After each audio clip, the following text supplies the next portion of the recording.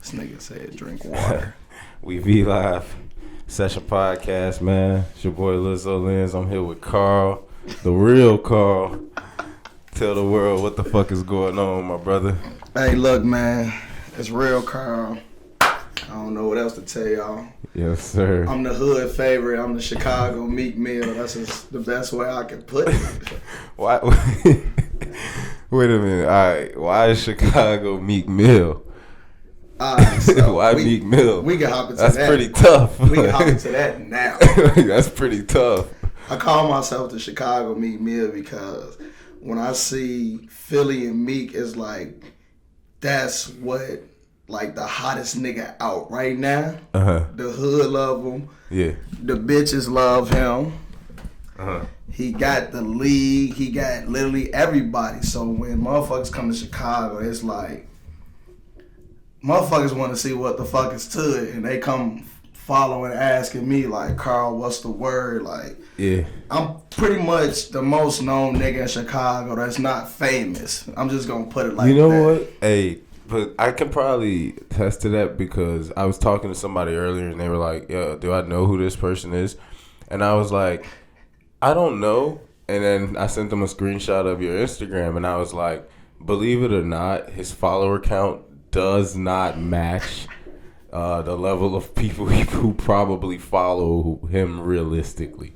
And I swear to God, up and down, I even said that. That's kind of crazy. So you feel like you're equally to Meek Mill just based on popularity level in your city? Just like when I come out, like I'm known, like motherfuckers know who I am. Like not on no cocky shit. It's like people show a lot of love.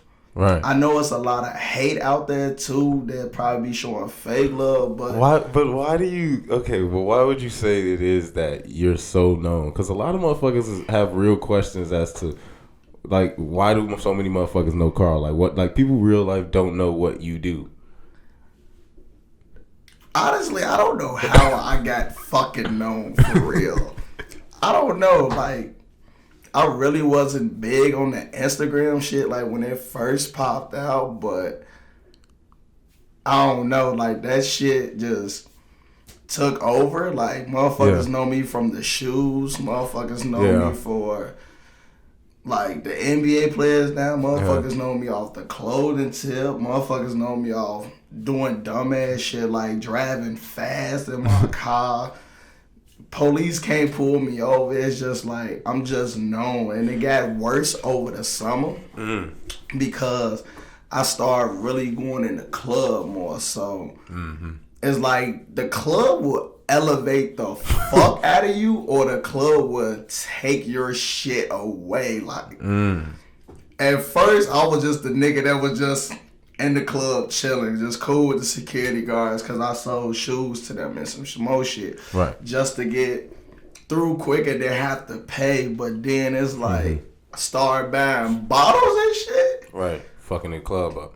Pussy rating went through the roof. Love rating went through the roof. But it's not, it's like, you gotta maintain that shit, but you don't have to maintain that shit. But it's like, the club can either change your life or ruin your life, like off bat. Damn, but like going off the top of the shoes, now, like motherfuckers really don't know, and I can probably say this is going on at least 10 years strong with having you having the most exclusive shoes and like having them quick and in abundance. Like, I don't think motherfuckers really know, but you've been doing the shoe thing for a really long time.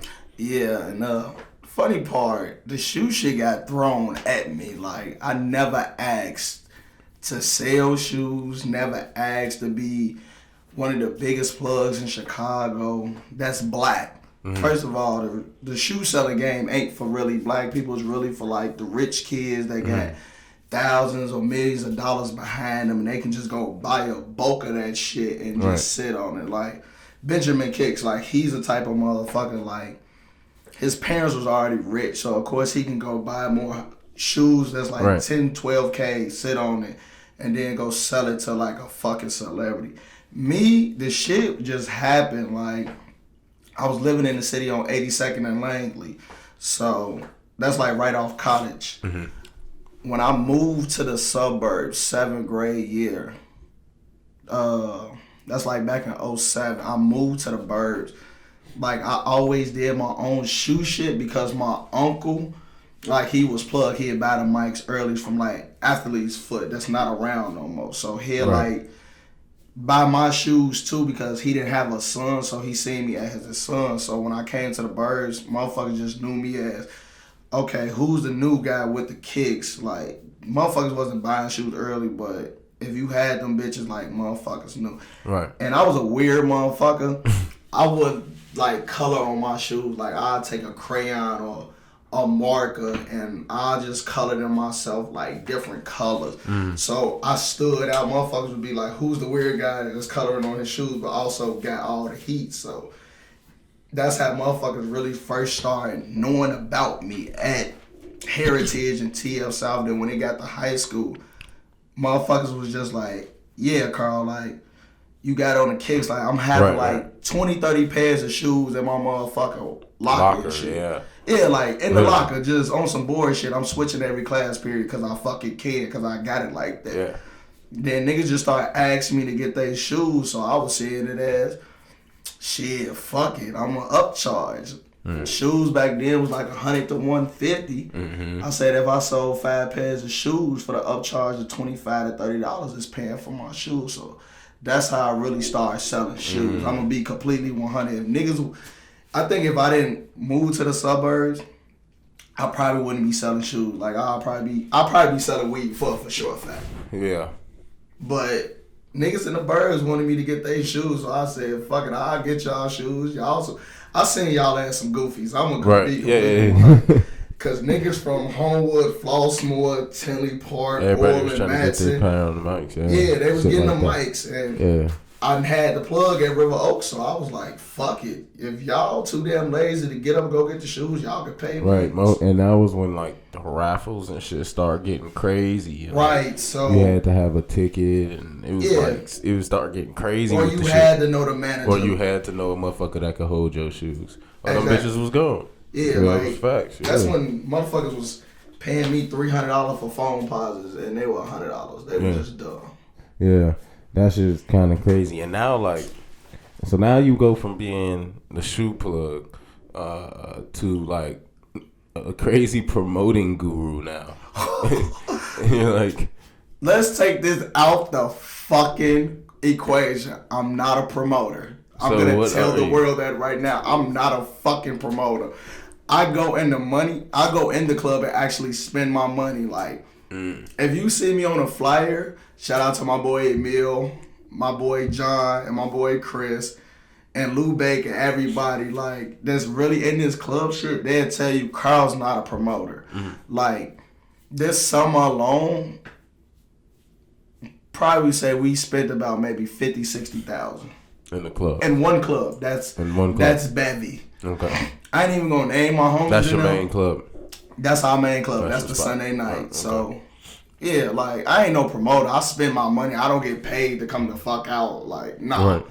Like, fuck no. If I was a promoter, I'd be rich as fuck. I wouldn't promote in Chicago. I'd be somewhere in Miami or somewhere. Like, my boy will laugh right now. He's laughing because he know I'm not even finna say his name. I'm not even finna give him no more clout. But he know we could go to the club right now. And if somebody in there buy 5 bottles, we buy 10. If somebody buy 10, we're buying 15. Just cause. And it becomes a bottle war. Like, I ain't gonna lie. Like I told you, either the club can boost you or it can break you. Like, you can get rich off this shit or you can get poor off this shit quick. Cause, hey, bottles in the club be 500. Yeah, they be there. And I ain't gonna lie, one night we did a 30,000 tab. It got paid with no problem. Was we mad? A little bit, but then we wake up the next morning and go get our money back? Hell the fuck yeah. Like, you work Monday through Saturday. Facts. Sunday get here, you fuck it off, and you do the same shit again. Like, tonight we might do it. We might do it tonight after this podcast. Hey, what you want to do? Hey, he saying no cap. Yeah, we're going to the club tonight. For sure. It's the club tonight. No cap. Real Carl. Hey, I might have to come through with the vlog. Show these motherfuckers this shit is not a game. Hey. Holy shit. Hey. It proves the fact itself. Yes, come sir. to the club, you'll see. Yes, sir. So now you in the clubs. You guys, so you we was talking a little bit. You in the clubs now, and that's how you kind of got tapped into, doing things with the NBA players, right? So it's crazy how this shit happened because I started going more to the club because my homies was, fuck it, I'm gonna say their name. My homies Ville, my homies Free, my homie K, my nigga Oreo. Yeah. Like, my niggas Doug and all them. Like, I never been a drinker. So once I did start drinking, I seen the purpose of going to the club. Because I used to just go to V-Live and shit. Right. I throw some money, and then I realized, why am I throwing money at bitches that's gonna fuck me for free anyway? Because I throw the money at them. The next morning, they coming back to buy the shoes. Right. So it used to be dumb. I could have just been giving bitches shoes for pussy. Anyway, so I started going to the club. Yeah, it sounds crazy. Bitches be fucking for shoes pretty much out here. They be trying to fuck me for shoes. I'm gonna be honest. They be trying to fuck for shoes, for sure. Oh my God. I know $40. They want some Yeezys or some retro ones. So they throwing the pussy for the big boy shoes. Man, they throwing pussy for anything for sure. They throwing pussy for. They really throwing pussy for shoes. For me, they throwing pussy for shoes, but they still ain't getting those shoes. Fuck you talking about. So I got homies that's in the league. Jabari Parker, Kendrick Nunn, like them my closest homies. So okay. So I grew up with them, and they been doing the club shit. So I started drinking. I want to say my 23rd birthday, I went to LA, got drunk as fuck. Came back home, was like, okay, cool. Now I'll go to the clubs and shit. So I started going to the clubs more with the NBA players, and they seen that, they seen that all the females was already on me. So it kind of built a relationship on like, hey, Carl know the females or whatever. Let's invite him out more and more. So it got real more close-knit when Jabari started playing for the Chicago Bulls, and when he started playing for them, it's like the relationship hit harder because now we're more in the club. Right. We're going out of town. Like, they go on the road. They going to go to a club or two, or they might go to a hookah bar, nothing major. It just became that relationship. They was like, man, Carl know all the females anyway. Let's just tell him come out because the females going to come out. Right. But now it's on a different level. Like, these are my brothers. These are my homies. Right. Like, after the relationship. Yeah, like it went from like just on some cool shit to like. Now we interact. Right. We're really interacting. You feel me? I understand. And so now, like, building that relationship, things and more grow from that. Yeah. And you're able to just, build and build your brand now. So now what do you actually help these NBA players with? So pretty much at the end of 2019, I ain't gonna say I was lost, but I mean, people don't know and people might not think like I be in the streets, but I'm really in the streets. And when I say I'm in the streets, like I'm head first. I ain't on no killing shit, no robbing shit. I mean, like, I'm really in the streets getting shit done. Like, I do this shit my damn self. Right. Like, not saying, like, no fraud or no dumbass shit, but I'm really in the streets. Like, I be in my car 24/7 throughout the day. Like, I go pick up the shoes and drop them off. Or if I got to go look at some real estate buildings, I go look at some real estate buildings. Like, I always been in the streets. Like, I always just been hands-on. I like to do the shit myself. So I was like, man, I got homies in the league. Like, let me do what the fuck these white people are doing. Like, these white people getting rich off these motherfuckers to do shit. Right, that you could do. That we could do. So realistically. I took it as an example. John Wall, all his people are employed. So he took it as his friends. He was like, if I'm going to let somebody else do something, I get somebody else a job to do it that I know, and I know for a fact that would do the job. So I just hollered at a couple of homies in the league, and I hit them with the, man, let me do y'all marketing brand, you feel me? Like, they only got so many hours in a day and so many days in a week to push their own brand. So it'd be on some like, they got practice, they probably go to sleep, they got a game, do whatever. So I was on some more like, let me help push what you believe in and what you out here hooping for and what you're doing for a living. Like, motherfuckers go get a check, but motherfuckers go get a check for a certain reason. Like, my homie Bobby, he got the single mothers like foundation. Like, his mother was a single mother raising 4 kids, so he has a non-for-profit organization for single mothers. Nobody would know that. Right. Unless you talking about Unless you talk about it. So, talking about Bobby Portis. Yeah, so that's like, you feel me? So when people bring his name up, I'll be like, yeah, he has a non-for-profit organization. And you this for that. You know, I just talk on behalf. And then like, I'm glad that they trust me with that shit because that's something hard to do. Like, once again, I just jumped in head first and I probably started maybe like NBA season. NBA season starts like September, October.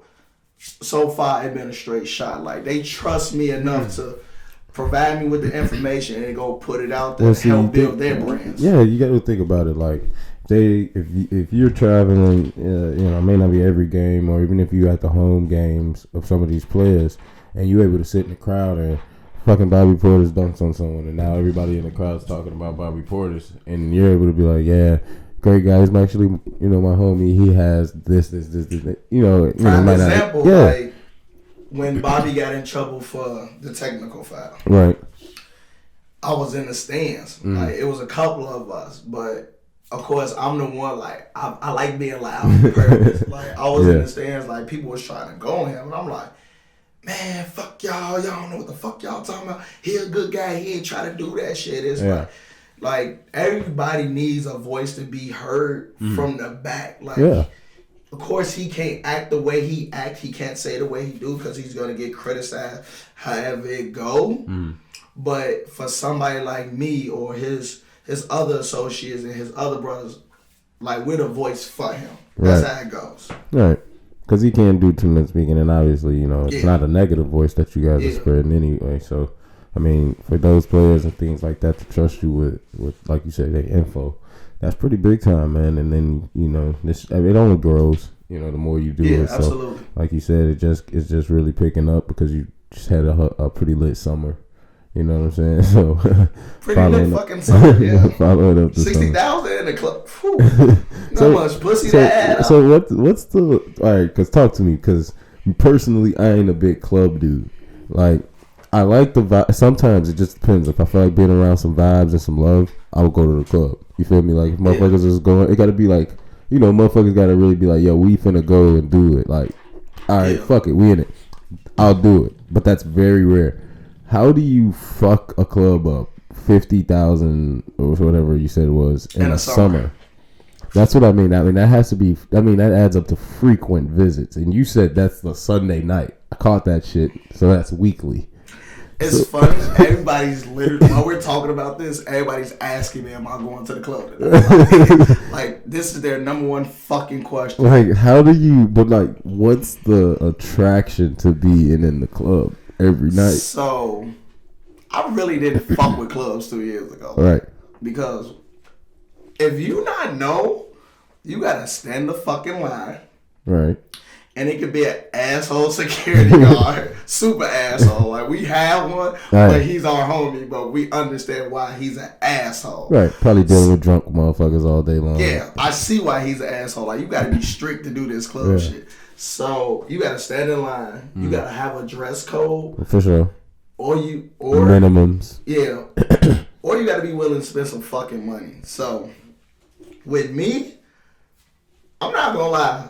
I'm a cheap motherfucker. Okay. I might not look cheap, but I'm cheap as fuck. Okay. Any bitch can ask you that. They'll be like, yeah, Carl, they want to give me some fucking money. Like, bitch, you gotta earn this shit. So, I would not be, one, you can't wear white ones, you can't wear Timbs.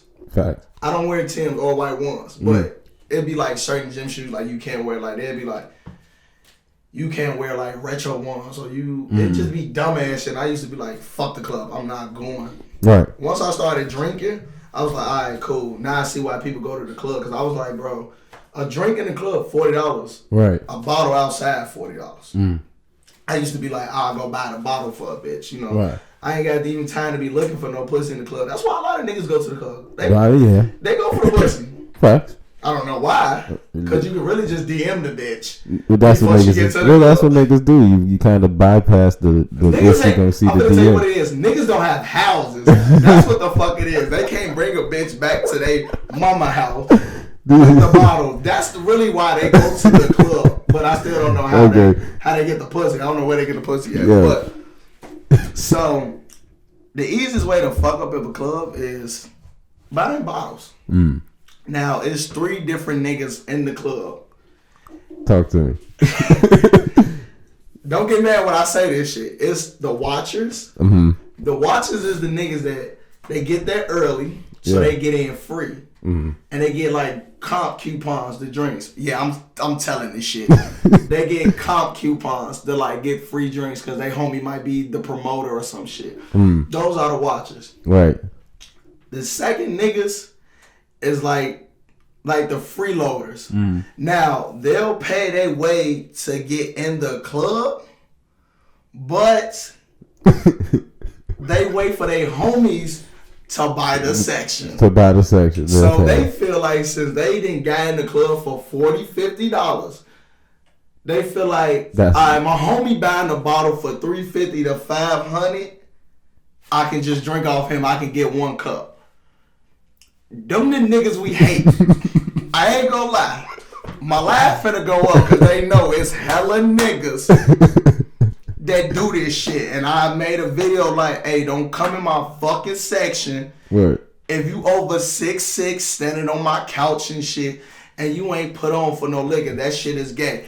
I don't get no nigga drunk for free. That shit's gay. I'ma look dead at the camera and say this. If you a nigga in the club and you going in your homie shit and you looking to get drunk for free, use the bitch. Use the bitch, okay? Right. Like, we go to the club to get bitches drunk. We don't go to the club to get niggas drunk. So don't be, my homie just said it, them the freeloaders. Hey, shout out to my nigga Omar, them SEC boys. You feel me? Them the section boys. That's what we call them.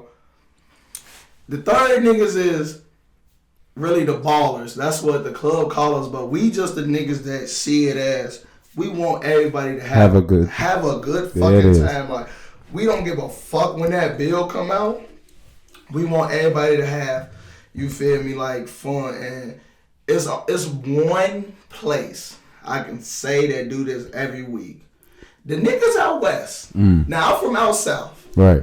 I went to NIU. I should have known niggas from out west was different because I was the only out south. Oh, nigga. Everybody know out west niggas is. I've talked about this numerous times. Yeah, out west niggas is different. Out west niggas are that's foreign territory. That's foreign territory. Yeah, like out west niggas is different because I went to NIU and I hung around niggas from out south and niggas from out west. Niggas from out south, they cheap. They always want to split everything or they want you to just look out for them. Niggas from out west, if the tab is 10,000. They splitting that shit down the middle. Facts. It could be 5. Out west niggas is hustlers too. It could be 5 of us. Motherfuckers gonna say, come up with y'all 2K. If you ain't got it on you, they'd pay for the shit. They'd be like, bro, give it back to me later. Damn, they won't even ask for the motion. So I fuck with them. That's really like how I got cool with out west was because of NIU. And I was the only nigga from out south competing with out west niggas. Like, I don't know what it is. Some niggas from out south in the club, they be scared of the out west niggas. Like, I don't know what the fuck. Because I'm telling you, for a lot of those out south niggas, you know, out west is foreign territory. We don't go out west. I mean, it's kind of like a lot of definitely a foreign we go out territory. We go out west for the necessities, but a lot of us ain't just kicking it out west. Yeah, you know what I'm saying? I'm kicking it out west. I mean, I kick it. I got a lot of out west motherfuckers. I was chilling. I'm with a lot of out west motherfuckers. Nah, I kick it out west, but I don't kick it out west. You know, that's what I'm saying. But we ain't just parlaying out west. It's just not the, you know what I mean? Shit. Yeah, like that's how I got cool with them. But them the 3 type of motherfuckers in the club. It's the lookers. Like they just gonna sit back at the bar the whole night. Try to get them like a little cheap, easy bitch. Then it's the freeloaders, the SEC boys. You know, they gonna try to stand on the couch, record. Meek Mill said a very powerful line. I see that shit a lot too, though. That's crazy. You hitting it on the head. So that shit really blows me because I never thought about it till after Meek Mill said that shit. He was like, niggas all up in my section, Instagram and shit. Mm-hmm. I never noticed that until I went in the club and I started getting my own section. Niggas don't have no money. No. Like, niggas really don't have no money. No. And they hold the bottle the whole night. They don't hold that motherfucker. Yeah, like. And they put that shit on Instagram 100 times. And y'all know who the fuck y'all is. I'm saying this shit on my live. Y'all know who the fuck y'all is. I'm gonna say this shit to the camera because y'all gonna watch this shit. Bro, stop doing that shit in 2020, bro. Like, that shit's really gay. And niggas know how y'all coming now, so that's why they don't really want y'all in the section. They want y'all on the outskirts. Like, if I buy all the bottles, folks, let the bitches sit the fuck down. Let the bitches stand up. Like, we come for the bitch. It's different if I buy all the bottles and you drink it outside the section. Right. I'll let that shit slide. So that's a little slack because you ain't really invading our space. Or you got a cup of the bottle off the slip. It's cool. You got your. Or if you bringing bitches, my nigga, you get one cup still. Not two cups. You get one cup. You get a cup. And that shit gay. It is. Stop that shit in 2020. For real. Stop freeloading. Hey man, look. If you can't afford it, just don't do it. Like, sometimes you gotta revisit some shit. You know what I mean? Like, the clubs ain't going nowhere. Niggas is, bitches is forever gonna go to the clubs. You know what I'm saying? Bro, the club is meant for the bitches. That's what we come for. So if you're not ready to really go to the club for the fact of making sure motherfuckers is out here having a good time, or the fact that you and your guys is gonna do it the right way on that tab, don't fucking do it. Like, you could give me maybe $50. At least I know you tried to do the shit. Yeah. Like, if I know you got in for free, like, I ain't gonna lie. The number one thing I hate is when motherfuckers know I'm coming to the club and they in my section before I get to my section. Because I ain't gonna lie, I'm like a pretty bitch. Like, bitches, the pretty bitches, they come super late. So I'm a pretty nigga. I'm like a kappa in the club. Like, I'm coming late. Right. Because if I come late, I already know other niggas that sent their bottles out. Like, what the fuck is this called in math? First of all, I didn't graduate college, but I'm rich, bitch. Fuck is it? Is it an equation or a solution? It's a. What you talking about, motherfucker? Agree. It's this shit that's like in math. Like, it's a fucking like. An equation. Yeah, it's an equation, but it's a like I can break down this shit on how to make yourself look good in the club. So I'm finna give niggas the game. Easiest way you can look good in the club. Come late. You come late. Why? Why coming late though? Niggas' bottles had already came out. Okay, so what? That gives you the upper edge of. That gives you the upper hand because now bitches they coming late, so you gotta come like when the girls they coming. If they say free before 11, right? You don't want those bitches. Those the bitches that's gonna have them clear heels that I'm so tired of. The clear heels, the cheap dresses, and they looking for everything to be free, but ain't trying to fuck. So you gotta come when the bitches come. Bitches coming after 11, like 11:30, 12. Okay. Because they'll pay that $20 or they know the promoter. Them the bitches the promoter coming to get off back. Facts. Okay. So you come around that time. This nigga's been in the club. Okay. Yeah, I've been in the club. Like, it's a science. Like, it's a science to this shit. Talk to me nice. Let's get it. 2, make sure you're cool with security. Because if you cool with security, you need the parking spot at the front door. Facts. That helps. Finna tell you why you need a parking spot at the front door. Because it's 2 things. One, if you got some bitches, as soon as you walk out that door, you at your car. You ain't even gotta worry. Right. They ain't gotta think about shit. Right. We ain't on no rape shit. I'm just trying to say how this now. Like, they ain't gotta think about this shit. Like, they ain't got a second glance. It's shit. Just no second thought. Understood. Or they might have their shoes off. You gotta carry the bitch. It happens that way. Or 3, you might have some other holes in there. So now you trying to get out quick and parlay out. You can get security your car key. Tell them, hey, that bitch put it in the car. Bam. You out. 3, if you gonna buy bottles, be ready to buy bottles. Because if you get there, like I told y'all, if you get there like after 12, like after 11:30, 12, niggas done already bought their bottles. Them was the niggas that they told come early because they got like 2-3 bottles. Now the main event is finna fucking start. So now you get to watch. The club we go to close at 1:30. So if we get in there by 12, we have an hour and 30 minutes. Slight. The first 30 minutes, we're gonna watch everybody else's bottles come out. This how we already know how much we finna spend for the night. We finna see if it's gonna make us look good or whatever. You feel Because me? you know in that last hour they done bought all their bottles that they Right. need. So the niggas in the back that came for free, they bought 2-3 bottles. That probably might be like some Tito's or some Grey Goose. They bill $700. Champagne. Yeah, they bill $700. When we come, we buy 1942, Ace of Spade, Moet, Don Julio, Anejo, Duce.